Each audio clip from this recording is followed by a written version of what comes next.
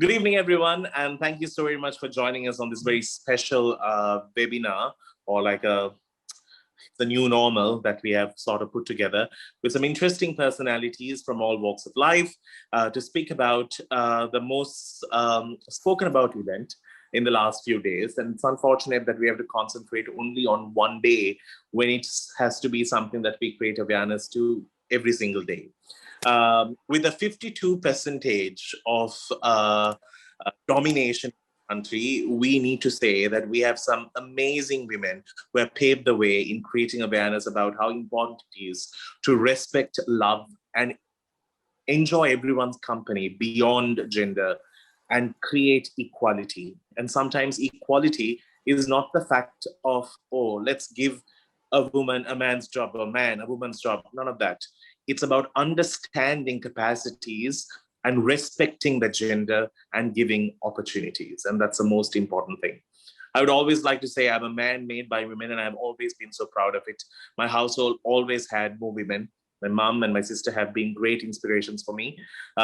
So are my dogs. They're always women. Unfortunately, they are the ones who never get adopted due to the fact that they have reproduction organs, which is unfortunate.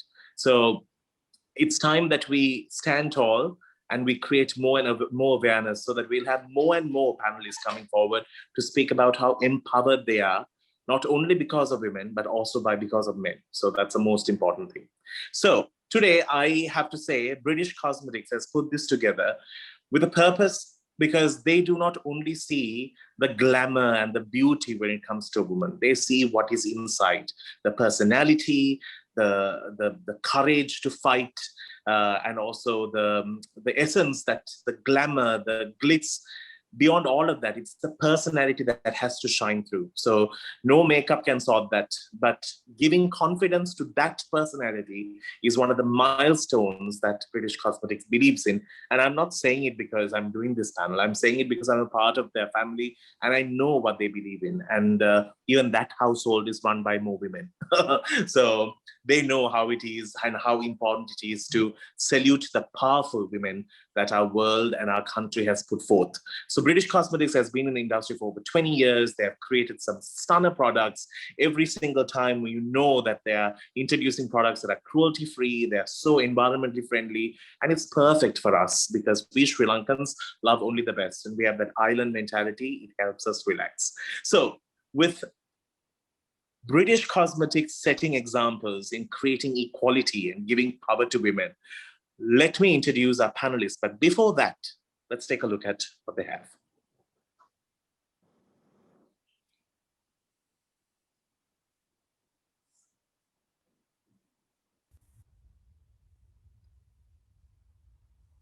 My superpower is being a woman. I'm bold, I'm strong, and I'm beautiful. I'm now going to pass the phone to a wonderful, a brilliant dance and fitness instructor. I'm passing the phone to a talented musician and actress. I am passing the phone to the beautiful Miss Sri Lanka and actress. I'm so excited to introduce you to someone very special. I want to pass the phone on to Chef D, who's a finalist at the MasterChef Australia competition. I'm Dee Williams, the first Sri Lankan female contestant on MasterChef Australia. Now I would like to pass the phone on to the lovely CEO of British Cosmetics. Happy Women's Day to all you strong, lovely, gorgeous ladies out there from British Cosmetics. We invited 6 women to share their insight on how it is like to be a woman in Sri Lanka. Let's see how they feel about the day-to-day issues that majority of the women face in our society. ඔබව පොදු ස්ථානයකදී ලිංගික හිරිහැරයකට ලක් වී තිබෙනවාද? Have you ever been sexually harassed in public? Bus එකේ යනකොට පාරේ ගමන් කරනකොට bus halt එකක හිටගෙන ඉන්නකොට හැමතිස්සෙම කවුරු හරි මොන හරි කියනවා නැත්නම් ඒගොල්ලෝ අතපත ගන්න හදනවා නැත්නම් ළඟට ඇවිල්ලා අත ගන්නවා ඒව නම් අනන්තවත් වෙලා තියෙනවා. ඔබ තනිව ගමන් කිරීමේදී අනාරක්ෂිත බවක් හැඟී තිබෙනවාද? Have you ever felt unsafe walking alone? ඔබව ඔබගේ පිරිමි නෑදෑයෙකු විසින් ලිංගික හිරිහැරයකට ලක් වී තිබෙනවාද? Have you ever been harassed by a male relative? I'm so thankful that my family members and my close friends are very protective of me.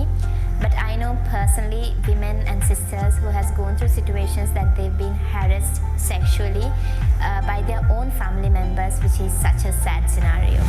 සමාජ මාධ්‍ය තුලින් ඔබව අවමානයට පත්කර තිබෙනවාද? Have you ever been cyberbullied on social media for your looks or interests? I have often been body shamed on social media, especially on Instagram, because my account is anyway public, and it's so hard to deal with such hate comments and bad comments and negative energy. It's mentally exhausting. I'm a very private person on social media, and it's only my friends and family that I have added, so I don't have to deal with any negative comments or any bad energy over social media. ඔබ පාරේ එන යන විට මිනිසුන් ඔබට උසුළු විසුළු කර තිබේද? Have you ever been catcalled in the streets? ரோட்டில் போகிற நேரம் மேக்கப் ஒன்று போட்டுட்டு போனாலும் போடாமல் போனாலும் ஒவ்வொரு ஆம்பளையில் வந்து பார்த்து ஒவ்வொரு மாதிரிக்க கமெண்ட் சொல்கிறதும் ஒவ்வொரு விசில் அடிக்கிறது அந்த மாதிரிக்க இதெல்லாம் நடந்திருக்குது. ඔබ සිතන ආකාරයට අප රටේ කාන්තාවන්ට පිරිමීන්ට හා සමව අවස්ථා සහ අයිතිවාසිකම් තිබේද? Do you think men and women have the same rights and opportunities in our country? No matter how qualified, educated and talented I was, there always has been a doubt from the male superiors and pass on the growth opportunities to the male at work. ඇත්තටම ලංකාවේ කාන්තාවන්ට කරන්න පුළුවන් දේවලුත් තියෙනවා කාන්තාවක් විදියට කරන්න බැරි දේවලුත් තියෙනවා මම හිතන්නේ කාන්තාවන්ට ගොඩක් දුරට තමුන්ට කැමති ආකාරයට සමාජය තුළට ගිහිල්ලා හිටන් තමුන් කැමති දේවල් කරන්න පුළුවන්කමක් නැහැ කියලා මම හිතනවා. It's 2021 and women are still not given equal opportunities, and those who are being discredited and slandered by others. The next time you see a woman facing discrimination or harassment in their workplace, public transport or even with their families and friends, stand up for them, because the moment we start to ignore the prejudice behavior is when equality gets diminished. We believe in equality. Do you?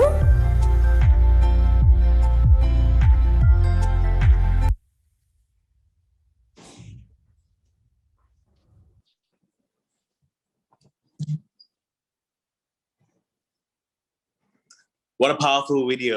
I actually saw this online yesterday and day before.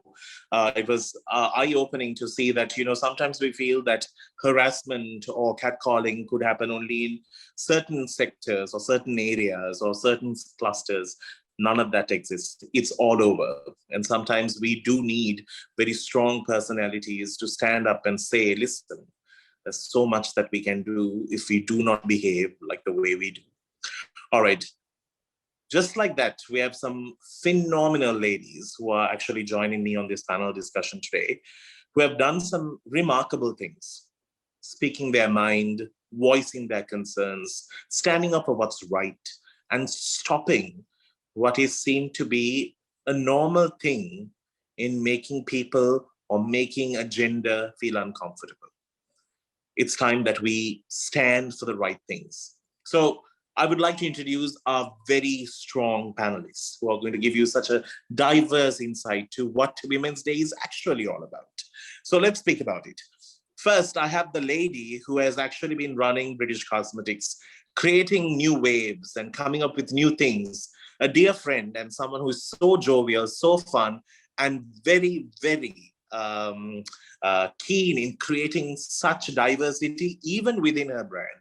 If you have seen the British Cosmetic campaigns, she never looks out for something called a fair skin. She's never looking out for people with long locks of hair. She's never looking out for the most figure perfect person. She's looking out for a great person. And that's what shows in that brand. And I'm so happy that I know her as well. As a Chief Executive Officer, I have Nirosha looking gorgeous there. Say hi, Nirosha. Hi, Danu. So you gave me this compliment because I'm your friend. But thank you very much. I No, agree. but I know you personally, so I can endorse better. Can't, but she also abuses me like this.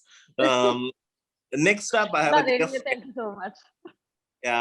next up, I have a dear friend, such an inspiration when it comes to how she'll never take a no for a day. She'll always say, yes, let's do that.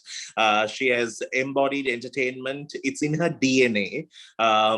Beyond her music, she's so talented. That's what I love her for. She's a great human. She's fun to be around. She's actually crazy, which is so much more relaxing when you actually get to know her personally. Never have had the time to ever be egoistic because she's just too normal, even though she keeps on climbing every year to the highest potential that she can actually keep. I'm so happy to call her a dear friend as well, a celebrity artist and a celebrated artist every day, Umaria. Say hi. For all what I know, Umaria is getting her nails done at British Cosmetics. And she's seated on a massage chair. How unfair is that? so that. Thank you so much for that beautiful introduction.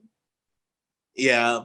Then we have another powerhouse here, the managing director for McLarens Group of Companies, the deputy chairman, Shehara de Silva. Can we have a wave from you as well? Hi, Danu. There you go. I think you're still at work, aren't you? Yes, I am. I just finished actually. So great. A quick break, quick session here as well with us. Thank you so very much for joining us. We also have Shamilka Karunanayaka, who is the former youth delegate for United Nations, attorney at law. Say hello. Hello. We also have someone who I've actually shared just one stage time with her. She's definitely a drama queen. I'm talking about her presence on stage. She has acted in some of the well-received musicals in our country. She has played all the lead roles. She was once Maria from Sound of Music, who was caught in traffic and she couldn't actually open the stage. And I was on radio at that time and I had to give a point-by-point update as to where Maria was until she got onto costume. And it was such a fun radio show because we just wanted Maria to get on stage because one trap was trapped. And also she's such an animal lover. She kind of quietly speaks to animals and tells them what exactly to do. She has started some great initiatives, big mouth for a good cause. And I'm so happy to have this advocate for human rights always, Shanuki de Alwis. Say hello. Thank you. Hello. Thanks for having me. And finally, there's me. Yeah. And my name is Danu, and I'm also happy to say I'm part of the BC family, and it's such a great thing to be a part of it because I know that they stand for everything that I believe in. And you know, when Nirosha, I think you should know this before we get into this panel. When Shanuki came on my show and I gave her some British cosmetic products, she was like, are they cruelty free? You know, she had all these questions, and I was like, of course, I'm not going to embody them if not. And she called me back and said, here, Danu, they are. I'm very happy. So, which is a great thing. So if Shanuki approves, that means anyone who is a lover of animal, you can always approve it. So I'm going to ask Nirosha to take this panel off the ground, a discussion, because we have so much to speak about. And ladies, the stage is all yours. Nirosha, over to you. Thank you, Danu, and it's a great start. You basically gave a very good platform for us to continue this conversation on equality, grounds of equality, because actually the whole chemistry behind this platform is for us to feel that we are wanted, we are equally benefited when it comes to the society, and it's a very simple gesture from all of the females out there that we would want something of within ourselves to be enjoying. So when we celebrate International Women's Day, we have to remember that International Women's Day is celebrated for the courage, commitment, and the the loveliness of the ladies in the society, the contribution that they give to the society and to the institutes and the family. So because that's the best way to celebrate women on an international Women's Day, and then also to speak on the grounds of equality for all womankind, all standards, all ladies of color. So I think this is the whole chemistry behind this forum, and I must thank the young dynamic ladies behind this forum organizing at BC, because BC is equipped with about 70% of females. So they have been having this nudging feeling that they need to speak out to the society on the equal grounds. So because we as a company have maintained the happy environment for females, but it's not so when it comes to the society. So we wanted to do that. So believe it or not, I am here the way I am as the CEO of British Cosmetics, but 20 years ago, I also went through this whole thing. Like I was body shamed. I was penalized in the bus. When you are traveling in the bus, there was an incident when I remember when I was small. I was traveling in the bus, and there was this man who basically attacked me, and then I had to speak out loud because I'm a fearless person from the very beginning. So I speak out. I was shouting at him, but there was nobody to help me out. So I was feeling very humiliated in front of a whole load of bus people. Nobody came in front of us. Nobody came to defend the woman because I was a young girl. And I remember I had a hairpin on myself, and I basically pinched him on that. And what he said was, "Pissoda monada pissu hadilad mokada me vela tiyenne ai mehema karanne mata මාව තුවාල කරයයි එහෙම." So and then කවුරුත් එතන හිටිය ගෑනු මිනිස්සු ගොඩාක් හිටිය බස් එකේ, but nobody had the courage to come forward and say මේ ළමයාව කරදර කරන්න එපා, යට ඉන්න දෙන්න. So they all just made a scenario like it was nothing. It was normal. So I mean, things have happened, things have gone that far. So this is a very very tabooed conversation among everybody, that even in companies, even places, we don't talk about it, because but then women are being discriminated. That's the bitter truth about this whole scenario. So ඒකින්ද තමයි අපි මේ forum එක තියන්න අදහස් කරේ. මොකද මගේ ස්ටාෆ් එක 70% of the staff ඒ ගෑනු ළමයිගේ අදහසක් තිබ්බා. ඒගොල්ලන්ට හම්බෙන මේ ප්‍රිවිලේජ් එක අනිත් අයටත් ෂෙයා කරන්න ඕනේ. ඒගොල්ලන්ටත් මේ වොයිස් අවුට් කරන්න ඕනේ ඉක්වැලිටි කියන ඒ සෙක්ෂන් එක උඩ කියලා. I think ඇත්තටම මම හුඟක් සන්තෝෂයි මේ පැනල් එක ආවට. මොකද අපිට ගොඩාක් දේවල් ඩයිවර්සිෆයි කරගන්න පුළුවන්. අපේ ගොඩාක් වයිඩ් ස්කෝප් එකකට කතා කරන්න පුළුවන් මේ ඉන්ෆර්මේෂන් ගැන, because I think that's what is needed, and because everybody should know how we should have a common objective for gender equality, where a society where men and women should have equal facilities, equal rights, and then obligations for us to do our work in the future, like for us to execute better to the society, better to the family, better to institutes, if we have a normal ground. So otherwise it's not going to be easy for women to fulfill the biggest expectation when it comes to executing their best, because of this the power not being dissolved properly. It is not been stabilized properly. It is the power is energetically, I mean, it's centralized only to the male. I'm not discriminating male, but then at the same time, we also have to understand we have come from a society where people are in that manner, where we have to sideline in some way. But මං හිතනවා අපේ company එකේ එහෙම එකක් නෑ.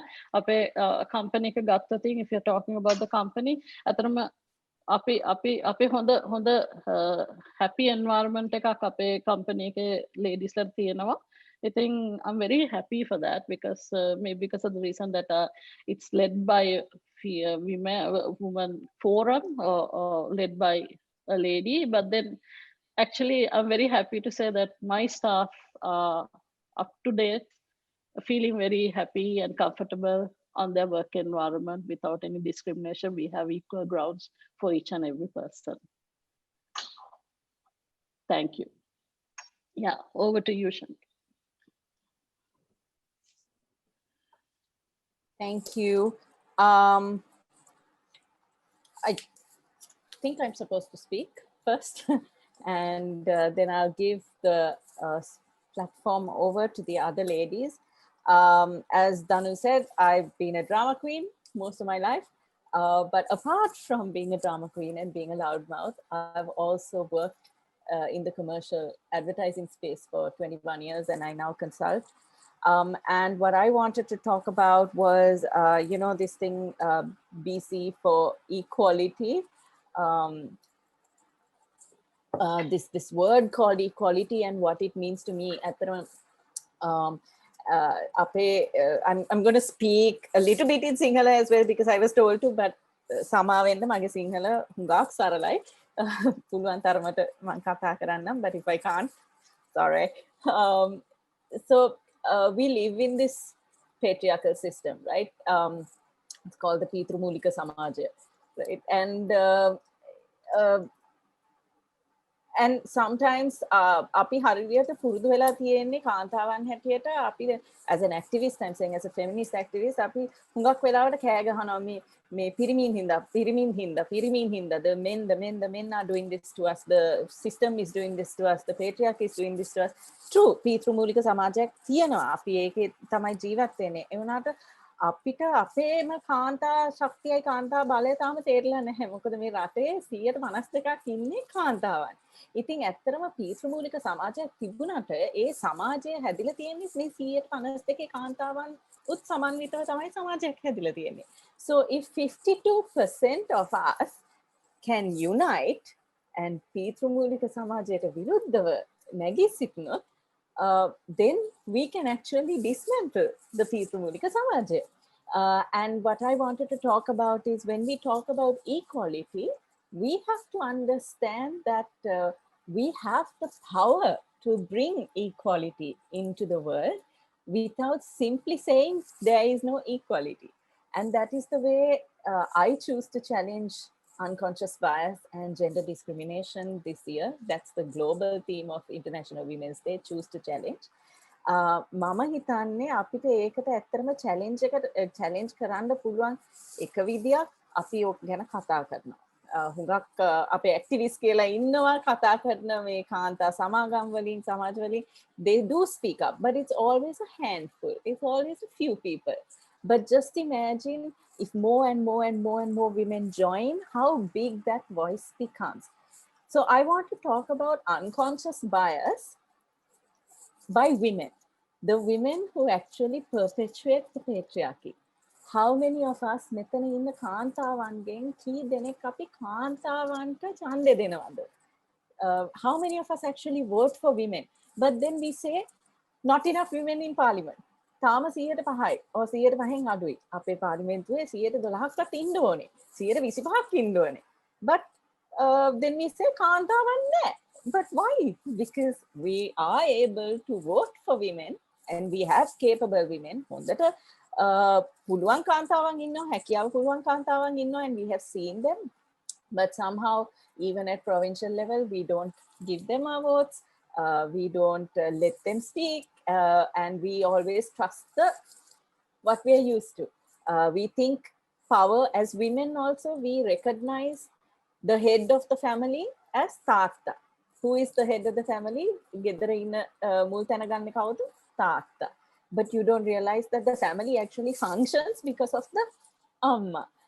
Similarly, when we say power, politician කියනකොට ඉස්සෙල්ලාම president කියන වචනේ ආපුවම ඉස්සෙල්ලාම ඔළුවට යන්නේ පිරිමියා, the male figure. So I mean, I think yes, we have a lot of problems that we do have to constantly fight back, and we have to speak up for ourselves. There is no end to what we can do if we stand together.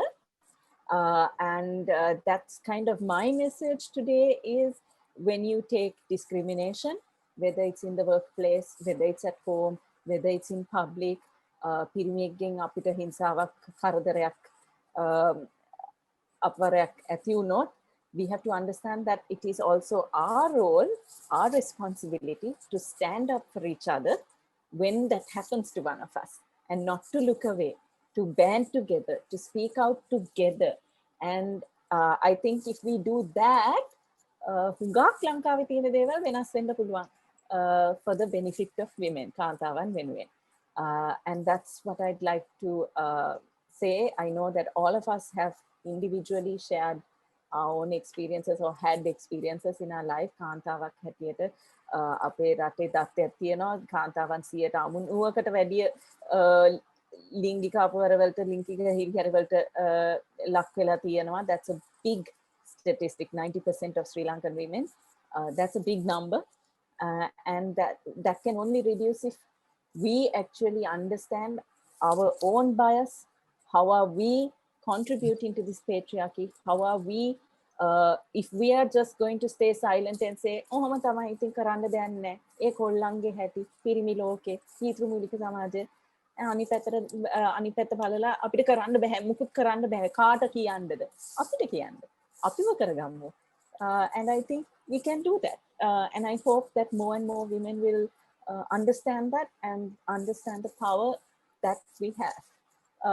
So that's what I'd like to talk about on this forum.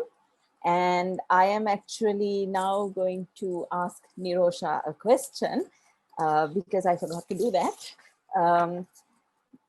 Nirosha, you have been leading this renowned business name since 1998, right? You have been at the helm as the CEO of British Cosmetics. So how do you carry yourself as a woman in top management?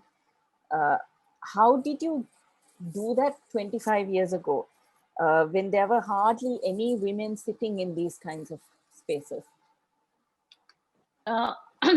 As I told you, like it's not easy. I think you basically said the correct thing, Shanuki, because we had to fight, we had to speak up, we had to stand up, and then we have to take the initiative to our hand. Because අපි කාන්තාවක් හැටියට අපි සද්ද නොකර හිටියොත් අපිට මේක කරන්න බෑ, අපි අමතක කර ඒක පැත්තකට දාලා නිකන් ඉන්නවා කියලා හිතුවොත් අපිට කවදාකවත් සක්සස්ෆුල් වෙන්න බෑ. ඉතින් අපේ තියෙන ස්ට්‍රෙන්ත් එකක් තියෙනවා. අපි නොදන්න අපිට හොඳ ස්ට්‍රෙන්ත් එකක් තියෙනවා. මොකද අපි රෝල්ස් තුනක් ගෙනියන මම හිතන්නේ එකම ස්පීෂීස්. like අම්මා කෙනෙක් විදියට ඊට පස්සේ career එකක් run කරන, and then also a social I mean, like we run 3 roles. We can be a good host and a good mother and at the same time a career woman. So මේක මේ හැමෝටම කරන්න පුළුවන් දෙයක් නෙමෙයි. ඉතින් ඒ දෙයක් අපිට කරන්න පුළුවන් කියන්නේ we have that inner strength. It's just that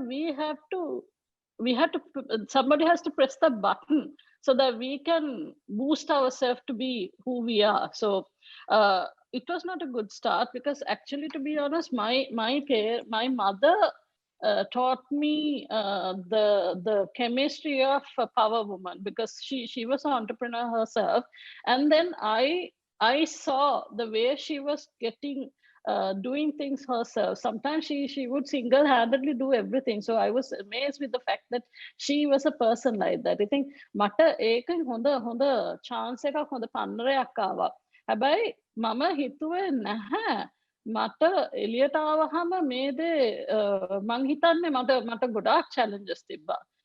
මේ ඉන්ඩස්ට්‍රි එකේ ගන්නකොට කාන්තාවන් අඩුයි ඔයා කිව්වා වගේ මේ අවුරුදු 20කට ඉස්සෙල්ලා මේ තිබිච්ච ඇට්මොස්ෆියර් එක මීටත් වැඩිය අමාරුයි. ඉතින් එන්ටිටිස් වලින් ඉන්ස්ටිටියුට්ස් වලින් කිසිම දෙයක් කරගන්න බැරි අවස්ථාවල් වෙලා තියෙනවා. ඒ වෙලාවට මම අසරණ වෙච්ච අවස්ථාවලුත් තියෙනවා. something වාසනාවට වගේ මගේ ෆැමිලි එක මට සපෝට් කරනවා, including my husband. so එයා සමහර වෙලාවට එතනට මම එයාව එතනට ඒ තැන ගන්න එයා. ඒුණාට but මට එකන අපි කොහොමරි ෆයිට් කල්ලා මම කොහොමරි ෆයිට් කල්ලා මට අවශ්‍යදේ මම ලබා ගත්තා. ඉතින් මං හිතන්නේ අනිත් එක කම්පැනි එකක් හැටියට ගත්තොත් අපි diversity and then very transparent grounds හදලා තියෙනවා so that there is transparency among both the genders and then there is accountability. කස්න කැන ඕනම කෙනෙක්ට තමන්ගේ performance වලින් ඉස්සරහට එන්න හොඳ බැක්ග්‍රවුන්ඩ් එකක් හදලා තියෙනවා. ඉතින් ඒක හින්දා ඒ අර මට අපිට මුලින් හම්බෙච්ච පීඩනය හින්දා තමයි අපි අපේ කම්පැනි එක ඒ විදිහට ස්ට්‍රක්චර් කරේ. ඉතින් හේතුව මොකද එහෙම වුණාම කාන්තාවන්ට ඒගොල්ලන්ගේ තියෙන බෙස්ට්ම ස්කිල්ස් අපිට උඩට ගන්න පුළුවන්. ඉතින් මම ඇත්තටම මම කියන්න කැමති කාන්තාවක් කියන්නේ you have so much of energy, you have so much of power, you should not stop, you have to continue your journey no matter how much the obstacles are, because it is possible. If I can do it, anybody else can do it. So I always tell my girls, my staff members, don't stop at anything just because your husband says no, stay at home, ළමයි බලා ගන්න ඕනේ, අම්මා කිව්වහම රෑ වෙලා එනවා ඒක හින්දා එන්න එපා, වැඩට යන්න එපා. ඒ වගේ ගොඩක් ප්‍රශ්න තියෙනවා ළමයින්ට තාමත් තියෙනවා. තාමත් අපි 21st century එකේ හිටියට ගොඩාක් අර කිව්වා වගේ අර ෆැමිලි එකේ තියෙන male domination එක අපිට තාමත් තියෙනවා. ඒ වුණත් අපි ඒකෙන් එළියට යන්න ඕන. මම හිතන්නේ ඔය threat එක තියෙන්නේ පිරිමි පාර්ශවයට උනත් අර ඒගොල්ලන්ට මේ threat එකක් කියලා තේරුණොතින් තමයි they become dominant. But then I feel if you put the grounds and then then they have to realize that this is a mutual understanding. If somebody is going to be a breadwinner, if there is another co-breadwinner, then of course there's harmony in the family and also in the institute. So as I believe, people can always fight along.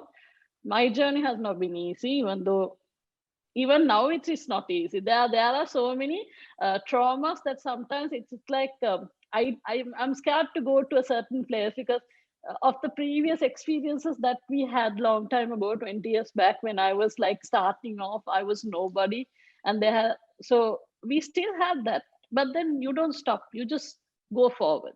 So that's the whole story, the secret behind of how I ran the business.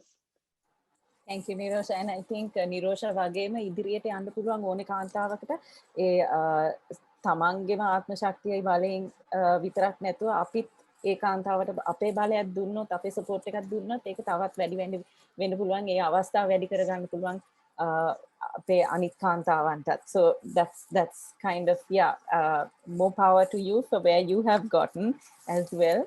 I'm going to now invite the next panelist to speak a few words, and that is Shamilka Karunanayaka. I will give a small introduction to who Shamilka is.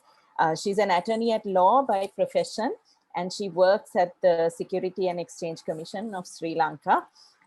She's a former United Nations youth delegate, and she represented Sri Lanka at the 73rd General Assembly of the UN.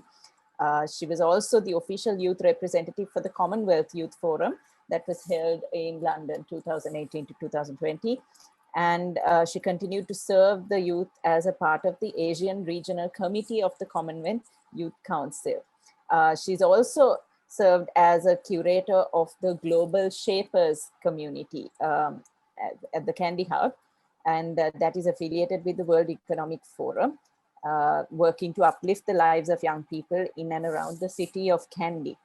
Shamilka is a youth advocate and an activist, and she's working in areas related to gender balance, women's rights, child policies, sustainability, capacity building, and youth empowerment. She's a trainer and a speaker in multiple initiatives and organizations in relation to gender equality and youth affairs.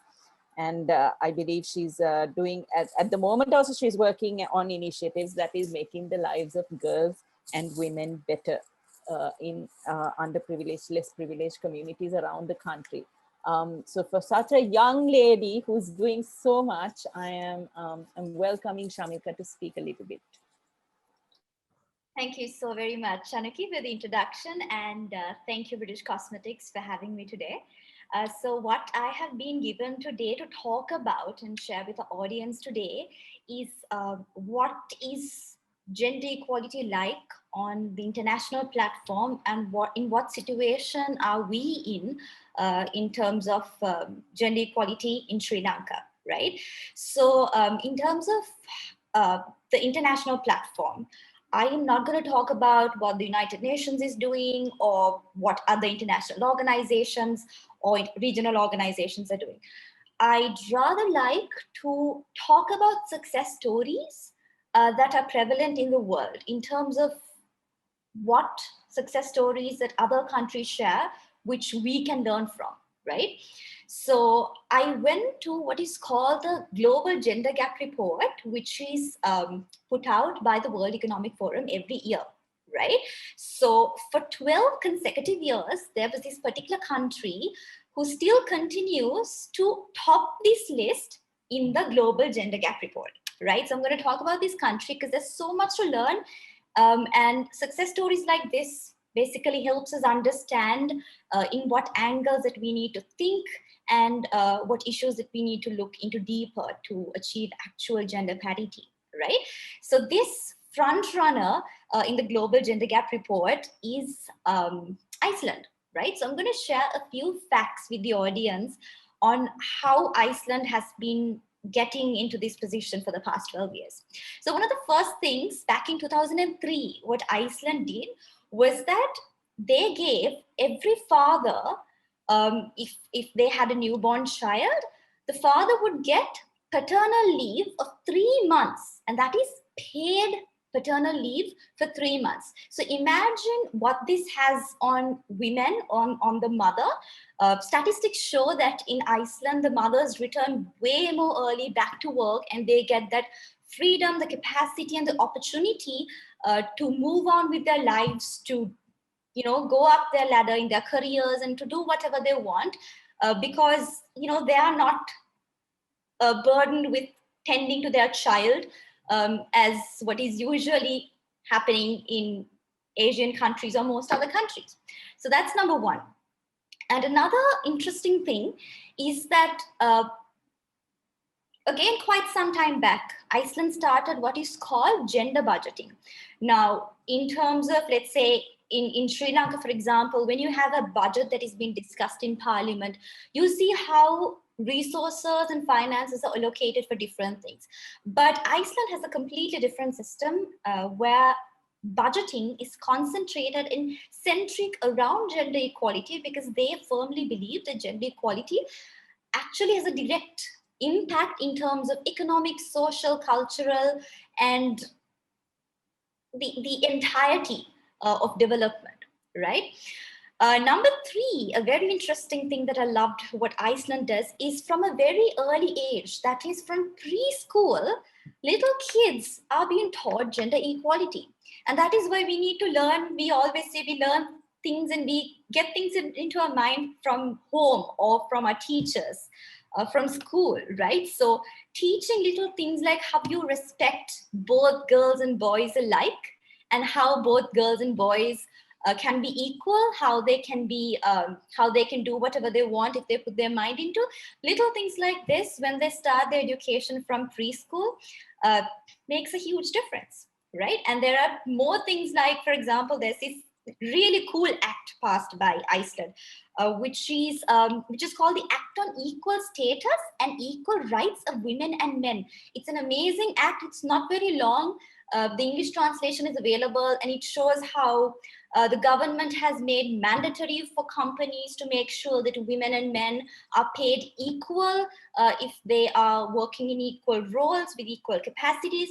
And things like this has shown tremendous improvement in Iceland, and it has basically become the best place in the world for a girl child or a woman to live in, right? So these are a few things that we need to look into. Like, you come to Sri Lanka, we do have, in terms of the law, we have a lot of things in the penal code and other acts and statutes that help protect girls and women in terms of, let's say, rape and sexual harassment and abuse or domestic violence and so on. But there are so many other issues in terms of let's say, for example, marital rape is not recognized in Sri Lanka, and how does that impact women? How does that allow them to make choices about their own body, and how that helps them to deal with their own emotions and feelings? And these are big question marks. And you can even go to the extent of looking into the politics of our country. It does not make sense if you just put a quota on women to enter parliament or politics in general, if you don't look at the holistic picture, right? Now, for example, let's say, because Danu spoke before, let's say there's gender quota, and to get into parliament, let's say there's just one seat left for a woman, and Danu is also a candidate, let's say, for example, and he has all the qualifications, great experience, and he's very, very fitting to the position. And then I am there, the other candidate, who has no experience and very less qualifications to suit that particular position. Am I supposed to be given the chance because I'm a woman to get into that seat just because there's a quota, or should Danu be given the preference, right? So how you solve issues like this is just not putting just quotas and making sure that somehow women get into the system, but it's always a holistic approach, like what I explained about Iceland, where you teach kids from a very young age on equality and how to integrate it to the system, right? I mean, Sri Lanka faces a lot of issues in terms of attitude, in terms of what kind of cultural context we are coming from. And that is very prevalent in the entirety of Asia and South Asia in particular, how deep-rooted gender stereotyping is, and how it's just so inherent even within us. We don't realize the different biases that we have within us. So I think we definitely have a long way to go.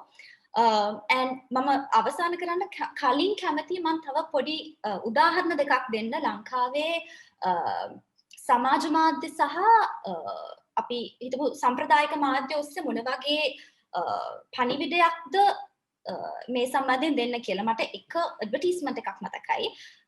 ටික කාලයකට කලින් gas වෙනද දැන්වීමක් සම්බන්ධයෙන් මේ වෙනද දැන්වීමේදී මේ කටක ලොකුම slogan එක තමයි ඒ ගෑස් සිලින්ඩර් එකත් එක්ක ඒකට ප්‍රොමෝට් කරේ අම්මට උත්තමාචාරයක් විදිහට ගෙදර ඉන්න අම්මට උත්තමාචාරයක් විදිහට තමයි මේ gas cylinder එක කටේ promote කරේ. So this definitely resonates a lot in most of our families. The mother cooks for the family all the time. She wakes up early in the morning. She cooks for us. And yes, that resonates. But we don't realize that within you digging deeper, what kind of message it actually focuses.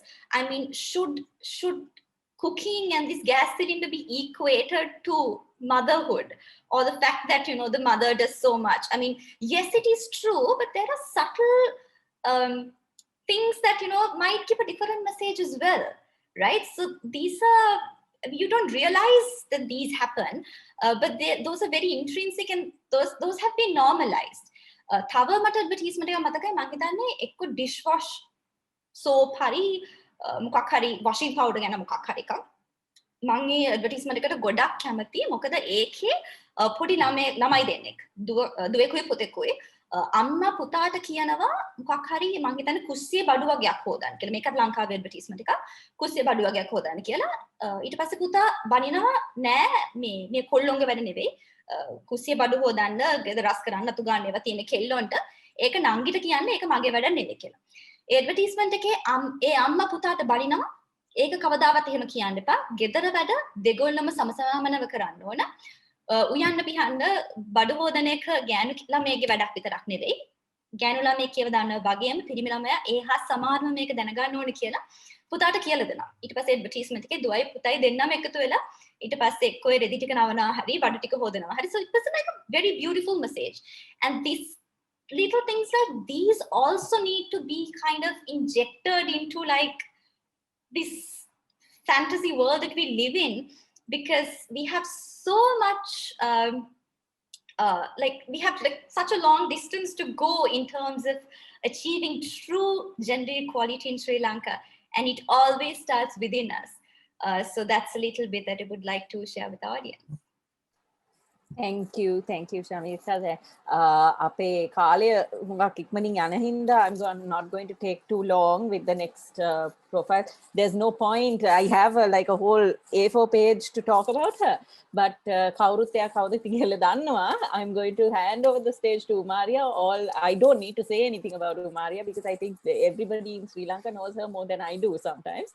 And only that I've just like read that she's performed in over 1,000 shows, both international and local. And I'm like, my God, and this is someone I'm exhausted at 42 years old that I have performed in about 20 shows. And I don't know how she does it, but I'm gonna give the platform to her, Maria.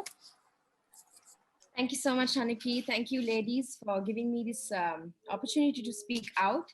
I think in the recent past, I somehow became a topic because of this certain incident that happened. I don't want to go into detail because we don't have time. So when this particular incident happened, I thought it was my time to speak up, and I did. Because I thought if this happened to me, if I was feeling this way mentally, I honestly mentally lost myself for a while there because I did not expect something of what happened would ever happen to me.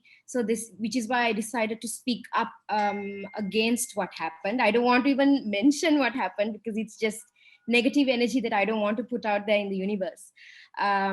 So I think for me as a female in the industry, entertainment industry, it has been a difficult ride, definitely. Before I go into more, go into the specifics, I really want to say thank you to Nirosha.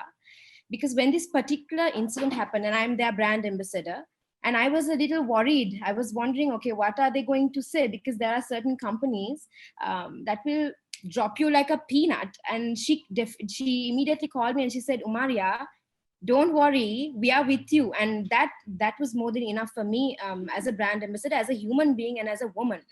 So thank you, Nirosha, for having my back. It means so much to me that we have women like you supporting other women in times of distress. So thank you for that. So in the entertainment industry, it has been tough. Just like Nirosha said, I've been body shamed. I entered the industry when I was 14 years old. I was a kid. And it really impacted me mentally. People would comment on my skin color and they would be like, chutak sudunot hondai tawa lassana veyi, and all of these things. Like a certain incident, I was at the airport rushing to catch my flight, and this particular individual is like, nee Umaria akka lassana vela sudu vela. She said, sudu vela. And she asked me, "Mokadda karanne?" I turned around and I said, "Sabangala nanawa." That's all I could say. So you have to basically play with it. Now it has come to that level where it has become sort of a joke. And I think women need to feel empowered, need to accept themselves for who they are. That's why I always, even when I partnered up with British Cosmetics, the first thing I told Nirosha was like, I don't want to endorse any fairness creams because that's not who I am. And she said, that's not who we are as well. And that was more than enough for me. So I always try to promote the fact that women need to be comfortable in their own skin and just not pretend to be something that they're not. That's what I always try to promote, to feel comfortable. I was always an insecure child, so it took me years to feel comfortable in this industry. People have criticized me for looking a certain way, or recently I said this story about my sister who had just given birth. She had given birth. Event එකකට මට call කරා. Call කරලා මට මම කිව්වා මම event එකට available නැහැ. මගේ අක්කව ගන්න කියලා. එතකොට කෙලින්ම කිව්වා මේ අක්කව ගන්නව නම් stage එක වෙනම හදන්න ඕනේ හදන්න වෙනවා because she had put on weight. මං හිතන්නේ ඒක ගොඩක් අසාධාරණයි. කාන්තාවන්ට තියෙන ඉඩකඩ ගොඩක් පොඩි ඉඩකඩක් තියෙන්නේ. මං හිතන්නේ පිරිමියෙක්ට තියෙන ඒ qualification කාන්තාවක්ට තියෙනවා නම් ඒ තැනම අපි ඒක දිය යුතුයි. ඒක වෙන්න ඕන දෙයක්. මම හැමදාම කියන දෙයක් තමයි. කාන්තාවක් නැතුව අපිට සමාජයක් දුවන්න බෑ. අපිට පවුලක් දුවන්න බෑ. කාන්තාව, the woman is the head. We'll always say the man is the head of the house, but without a woman, nothing can be done. So I feel this is something that I'm very passionate about. Mama hitwa mata mehema asadharana wenawa nam man wenuwen kawuda peni hitinne man ඒ ගැන හිතලා තමයි මම මගේ කතාව එළියට දාලා අනිත් කාන්තාවන්ව දිරිමත් කරන්න තමයි මගේ කතාව මම එළියට කිව්වේ. So my advice is අපි ඔක්කොම පටන් ගන්න කලින් ඕන දෙයක් කරන්න කලින් අපි කාන්තාවන් වශයෙන් අනිත් කාන්තාවන්ව දිරිමත් කරන්න ඕනේ. අනිත් කාන්තාවන්ට support කරන්න ඕනේ. මමත් වෙන කාන්තාවක්ව පල්ලෙහාට දානවා කියන්නේ I am putting myself down. So we need to encourage each other, because the more united we are as one unit, the further we can go and further we can achieve so many things. Because අසාධාරණකම් ගොඩක් තියෙනවා මේ සමාජේ. ඉතින් මං කියන්නේ අපි කාන්තාවන් වශයෙන් එකිනෙකාට support කරලා එකිනෙකාත් එක්ක අපි එක unit එකක් වශයෙන් ඉන්න ඕනේ පවුලක් වගේ. එතකොට තමයි අපිට ඉදිරියට යන්න පුළුවන්. Thank you very much, Umaria, and I'm sure everybody else has taken that to heart and mind. And then next we have a panelist. Now we talk about we are growing up as girls. We are told me kellekta hariyana jobs monada kollekta hariyana jobs monada kellek hinda karanna puluwan karanna bari dewal tiyenawa, you know, because you're a girl. And but now in this day and age, we are seeing in Sri Lanka a lot of women are coming forward. They're going into male dominated spaces and they're making a name for themselves, while not forgetting that they're women also, right? And I think කවුරුත් දන්නවා ඉතින් කාන්තාවකට 10ක් කරන්න පුළුවන් කොල්ලෙක්ට එකක් කරන්න පුළුවන්. It's that, and we have like these multiple things that we juggle in our lives, and this is a woman who has not only is she a wife and a mother, but she's also the managing director of the McLarens Group of Companies. She's the deputy chairman of the McLarens Group Management, and she's the first female Formula racing car driver. And I mean, that alone made me go, wow, I want to be like her. And she's done so much for the racing community, and she's also a brand ambassador for Room to Read, where she's helping literacy with children. So it's no wonder that this lady was named as one of the most powerful business women in Sri Lanka at one time by the Echelon magazine. So I'm going to give it over to Shehara de Silva Jayawardana. Thank you, Shanuki, for that introduction, and also thank you for British Cosmetics for having me. I'm just going to keep it very brief. When it comes to work, I basically run work in a very male-dominated area, which is shipping. 60% of our business is in shipping and shipping-related services, and female representation is less than 2% in our industry. You go to a shipping cocktail, there are about a handful of 4 or 5 women. Or you go to the port, again, it's the same. When I started, which was 20 years ago. However, I mean, to cut a long story short, I think the turning point for me in the shipping industry was when I spearheaded and formed WISTA, which is the Women's International Shipping and Trading Association, which is like a networking association for women in shipping. And this really brought together all the women who were silently hiding away in our industry. And we all came together and we realized there's so many of us. It's just that we were not in the forefront. We were not given the limelight. We were not given a say. So with Vista, we started basically doing a lot of training for other women. We encourage women to join the industry. And also we made each other more confident to speak up, to be heard, and take up more positions. And I think this created a revolution. And like everybody's been saying, women need to support each other. And this is real proof of that. And what I saw in the last 6 years, we've seen a lot more recognition for women in shipping. And as we see in so many other fields with women breaking barriers, like being the woman DIG, the female DIG, and also so many pilots, engineers, so many.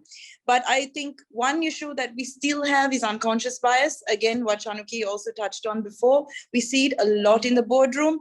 A woman will say a point, but she won't say it so aggressively. And the man will say the same point and he'll be more recognized. Or the other way, if a woman is aggressive, she's unliked, or she's called a name like, oh, you know, she's like difficult. So I think the way forward is we need to take away the gender from leadership. If you are a leader, it doesn't matter if you're a man or a woman, it is how you get the job done. And we need to take away those connotations of women need to be soft, gentle, loving, kind, and men need to be aggressive, objective, dominant. We need to take away those connotations and create a new idea of what a leader is. And be it man or woman, we focus on the task at hand. So that's on the work side, and I'll quickly move on to the racing because I think everybody wants to hear about that. Racing has been my passion since I was a child. I've been going to the races because my dad was the race car champion when I was a kid. Of course, I'm being an only child and being a girl, nobody thought I could do that. And obviously when it came to, but for me, it was my dream to always drive a race car. So when it came to the age, I think about 12 or 15, that's the go-karting at the time, I had to fight and somehow convince, my mother was against it, my grandmother was against it. I had to fight and somehow convince my parents, okay, let me give a try. They always thought, okay, you know, keep her at a girl's level, keep her at the low level. But then I suppose I continue to push my boundaries. And that's the first lesson I'd like to share with everybody. Never limit yourself to, you know, where you think that a woman should be or what the society tells you that a woman should be. I continue to push my boundaries. And that's when I started racing stock cars. And then I thought, hey, why not a formula? So then I went into single seaters, and then I had my babies, my kids, where I took a 5-year gap. And then I thought, hey, why not I start back again? Why should I give up my passion? This is my passion. And that really was a turning point in my life because I came back to racing after having the kids. And I became even more competitive than I had ever been in my career. And I'm driving faster cars. I'm driving Hondas now and Evolutions. I'm competing against guys, of course, because I'm the only girl in my event. And the next point, which I'd like to share is objectivity. I think when you're a competitor, actually, when I started out, I never thought, oh, I'm a girl and the other people are guys and I'm going to be disadvantaged. I never thought. I just focused on the task at hand, which is preparing the car, practicing, getting to the start line, learning the track, learning the corners, concentration, pushing myself, you know, the task at hand. So it's not about gender at the end of the day. It's how good you are at what you do. And it's always, I think of myself as just a competitor, not a female competitor, but a competitor in a race. And fourthly, what I would like to say is create a support system, because we being women, being mothers, if we don't have that support system, we can't do it all. And I don't think any woman does it all by being the perfect mother, the perfect wife, the perfect business person, and a friend and everything. So I think it's about balancing each task when you need to. Like if your child is sick, then you put your work aside and you're with your child. If you have an important meeting, then somebody else can watch your child and you take the meeting. So I think it's about balancing this minute by minute, day by day, and then creating that overall balance. And finally, what I'd like to say is never give up. This is something I learned from racing. I've had so many failures. I've had so many defeats, as many as wins. Probably more defeats and probably so many crashes. So many times guys have sort of said, she's, you know, so many things about me, my competitiveness, but never let that take you down, and believe in yourself and learn from your mistakes and push. I think finally I would say challenge yourself to be better than yesterday, stronger than yesterday, and smarter than yesterday. Thanks. Thank you so much for that. I'm like, I don't know, I have a Toyota Aqua and that's the only thing that I can race, and you can't even race it in Colombo. So props to you. Okay, I'm going to move into the questions that we're getting from the audience because I'm conscious we are running out of time. I think the first question is for Umaria, and it is open to everybody, but the preference is for Umaria. Do you believe that there is a link between religion and women's empowerment? When considering Middle East countries, I think the situation is quite worse. Now, that's a loaded question. You can choose to answer or not. Question again, Shanuki? Sorry. Yeah. Do you believe that there is a linkage between religion and women's empowerment? And when considering the Middle East countries, I think the situation is worse. I'd like to take a shot at that, but it's been posed at you, so please. That's actually a very good question. I think, first of all, it's now I come from a very conservative background. I'm a Malay. My religion requires me, I think every religion says the same thing. For me, since I come from a very small community, there's always backlash. Like for some people, what I'm doing right now, music is wrong. But I feel, Shanuki, if you are doing something without harming anybody, if you're doing it the right way, if your motive is justified, if it's right, I don't see anything wrong with that. And I completely understand. I think a lot of people have taken this religion thing out of context. And I think in every religion there are extremists. And I am really lucky to have come up. I'm really lucky that my parents have been very encouraging of this fact. I mean, someone who comes from a minority like me, it's very, just a second.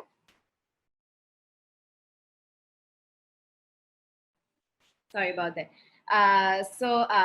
Since I come from a minority, the backlash is more. So if I do something good, everyone's going to praise me. But if there's one slip up, there's hundreds and thousands who are waiting to criticize me. So for me, I feel people have taken this religion thing out of context. They've just gone into extremes and they have altered the meaning of it.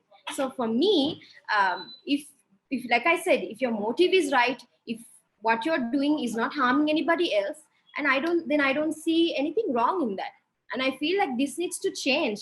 Even in Sri Lanka, there are women, I don't want to specify any religions, but people who are so talented, females, but are afraid to come out because of what family would say or what society would say. And my thing is, if you're doing it right, if you're not harming anybody, if you are respecting your religion, that's about it. Because at the end of the day, religion is between you and God. That's something very personal. So that's where I'm at. Thank you. And if you don't mind, I'd like to just add a little bit to that. See, over time and history, religions are interpreted by cultures and cultures are created by people. So sometimes in certain countries, you find that certain things they claim it's because of the religion that there is certain suppression and certain limitations put on women. But if you actually go into those religious scripts, if you read the doctrines, if you read what the religion is preaching, it's not the case. It's the people who are interpreting the religion and then conditioning their communities and their cultures with it. That is how religions work in this human world, the way we look at it. And I think it works across all religions. And because you've mentioned the Middle East in your question, I just want to say, like, if you read the Quran, Prophet Muhammad is quite progressive in the way he talks about women and the way he talks about the treatment of women. Unfortunately, you have humans who use it the wrong way. And that happens even with the Bible. I'm a Catholic. I know that happens quite a lot on gender discrimination fronts. And I think, so. It's something else. In the Quran, women are given so much power and they are prioritized. And this has been taken out of context, misinterpreted completely. And people need to know facts before preaching. And this is something else we need to put out there as well. I think we raise our children to believe that because of the religion, we can do this and we can't do that. And when you raise children to become adults who believe that, it becomes very difficult. Okay, so the next question, open to anyone who wants to answer. There are some instances where female psychiatrists during family counseling procedures in divorce courts have told wives that they need to live through the assault and to make the marriage work, and have been forced to repeat these sessions until they give in. What advice can you give them? Does anyone want to answer for this? It is the reality. Maybe if I can just add a little bit before that, Shanuki, I love your cat and very much of a cat person. I just saw he just does not get out of the way, right? He's like, now see, that's him. He. So first of all, for who asked the question, I think it was Irushi. Yes, no one has to ever put up with violence. It affects you mentally, it affects you physically, and it is just so traumatizing that it affects your entire life. And in the event that you have children, you need to always think about them as well. How just trying to tolerate everything and continuing to be in a marriage or a toxic relationship, how is it going to affect your children and how it's going to affect them in the longer run, right? Because that's a trauma on them as well. I am actually in no position to comment on how family counselors work because it is very subjective on their part. But I would say in terms of the Sri Lankan law for divorce law, it's definitely not the best. And there are so many challenges that women face on a daily basis, especially because the grounds for divorce in Sri Lanka is fault-based.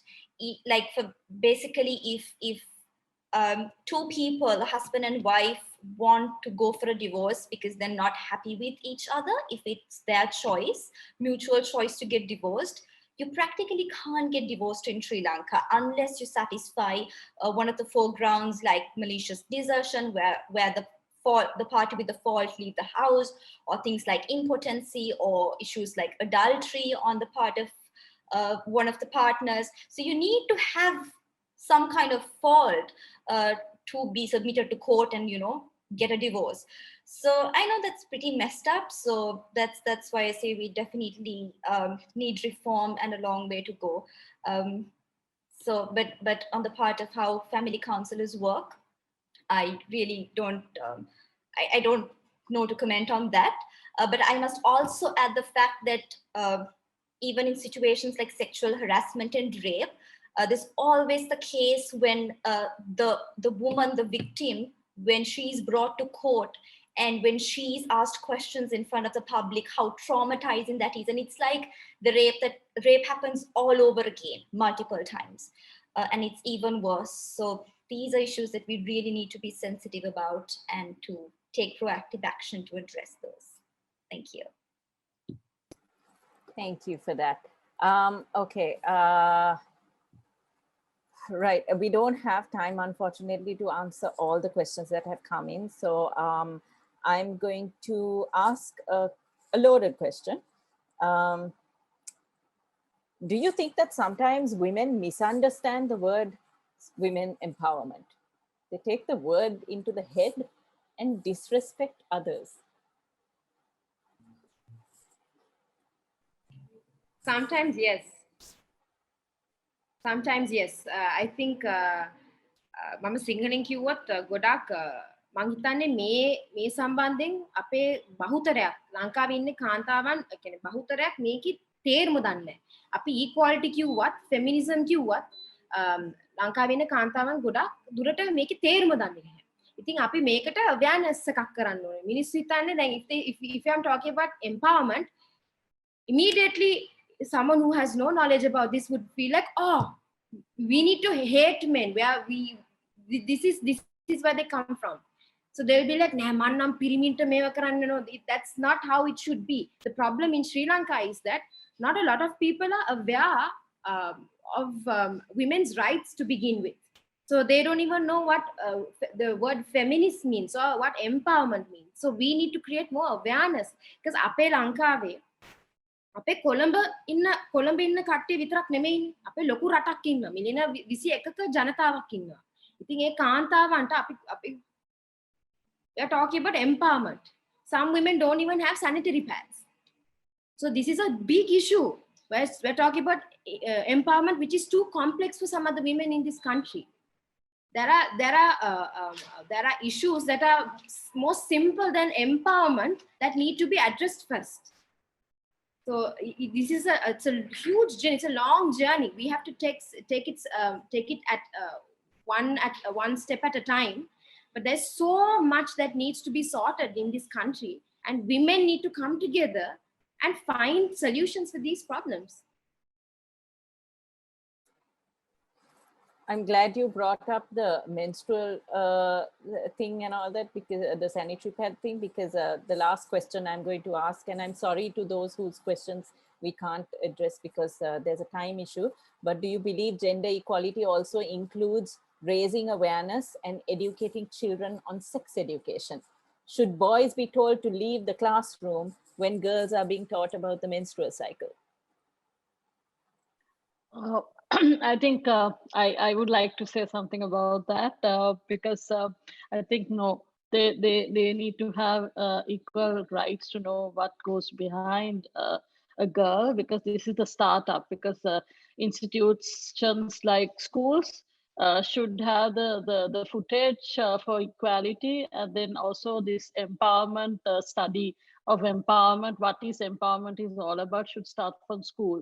And also at the very beginning, only thing is it should start from home, but the problem is still we have the domestic domination environment when it comes to outside. They can පිටට ගියාම කොළඹින් පිටට ගියාම ඒක හින්දා මේ girl related context එක ඒ subject එක මං හිතන්නේ පිරිමි ළමයිනුත් ඉස්කෝලේදී education එකේදී දැනගන්න ඕනේ. මොකද ඔය differences වලට මූලික හේතුව තමයි මං හිතන්නේ අර අපි දෙගොල්ලම වෙන් කරලා තියෙන මේ ඔයා ගෑනු ළමයෙක් ඔයා ඉන්න ඕනේ මෙතන, ඔයා පිරිමි ළමයෙක් ඔයා ඉන්න ඕනේ මෙතන, ඔයාට ගෑනු ළමයිගේ දේවල් දැනගන්න විදියක් නැහැ, ඔයා පිරිමි ළමයිගේ දේවල් දැනගන්න. අපි මික්ස් සමාජයක ඉන්නවනම් අපි ඉස්සරහට interact වෙනවනම් we have to know. I mean, like it's not to discriminate the girl, but then they should have a view of what is going through a girl's life cycle.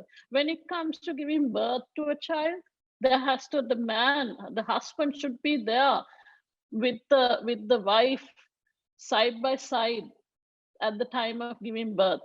Because I think here now currently it was there, but when I gave birth to my 2 kids, my husband was not allowed. So I think that is strong, because my gynecologist said no, you can't. He is not allowed. Only I will conduct the delivery. So ඇත්තටම එහෙම තියෙන්න ඕනේ. මම හිතනවා මම හරි කියලා. මොකද ගෑනු ළමයෙක්ගේ කියන්නේ ඒ cycle එක ගෑනු ළමයෙක් run කරන ජීවිතය ඒක ගැන අදහසක් පිරිමි ළමයින්ට education එකේදී දැනගත යුතුයි යම් කිසි ප්‍රමාණයකට. may not intimate details, but so to a certain level they should know what goes through. I of course just want to say that sex education කියන්නේ මේ ලිංගික අවයව ගැන විතරක් නෙවෙයි. Sex education is actually about learning about intimacy, learning about each other's bodies, to respect each other's bodies, and that is all part of sex education. I think that's very, very important, because when we start treating each other as each other should be treated, and boys are taught about the psychology as well as the physical and sexual reproductive systems, and they learn to understand it from a respectful point of view, then I think there is a greater equality or a greater respect for each other as human beings. And I think we got it wrong. අපේ හතේ පොතේ issue එක ඇත්තටම we need to revisit that very badly. Shamilka, you had something to say? Yes, actually you just said it, Shanuki. I just want our audience to take just a few seconds and Google Ape Hate Pota, and you will. It's a very beautifully written book about sex education, but it's actually nothing to do with sex. E pota kiyawot ehema loku potak newe. Hari sarala debas වලින් ගෑනු ළමයිගේ පිරිමි ළමයිගේ ඒ යෝන් වියේදී තමන්ගේ ඇඟේ ඇතිවන ශාරීරික වෙනස්කම්, හෝමෝනවල වෙනස්කම් නිසා අපේ හැඟීම්, සිතුවිලිවල වෙනස්කම් හරි ලස්සනට හරි සරලව කියලා දෙනවා දෙබස් විදිහට. ඉතින් අපේ හාමුදුරුවෝද මන් දන්නේ ඉන්න තරමක් ඔක්කොම හැමෝම මිනිස්සු හරිම විරුද්ධයි මේ පොත ඉස්කෝලේ පද්ධතියට ඇතුල් වෙන එක ගැන. හැබැයි තප්පරයක් අරගෙන Google කරලා බලන්න අපේ හතේ පොත. ඉතාම ලස්සනට sex education කියලා sex කියලා කියන්නත් බෑ, but it's a wonderful book that really needs to go into the school system.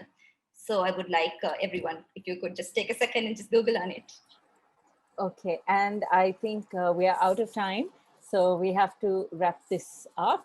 And thank you to British Cosmetics for having us on this panel, and thank you obviously to the panelists for sharing such wonderful insights. I can see on the chat. There's so much of positive comments and positive feedback coming about the informative value that you all have added. I think I'm going to end this now, but if there's anyone from the British Cosmetic side who needs to say anything, we can close now. No, Shanuki, I think you can wind it up. And thank you so much for the panelists for taking part. Your valuable time is really appreciated, because I think this was a very meaningful forum. And over to you, Shanuki. All right. So thank you everybody once more for listening. And I hope that whatever මෙතන මේ කතා වෙච්ච දේවල් අද International Women's Day Forum එකක් හින්දා එතනම ඒක නවතින්නේ නැතුව that whatever you learned or whatever value you think you got, please share it, because that's the point. අපේ දැනුම අනිත් කට්ටියත් එක්ක බෙදා හැරලා let's learn together, let's grow together, and keep these conversations going long after International Women's Day. Thank you very much, and I guess it's time to sign out. Thank you.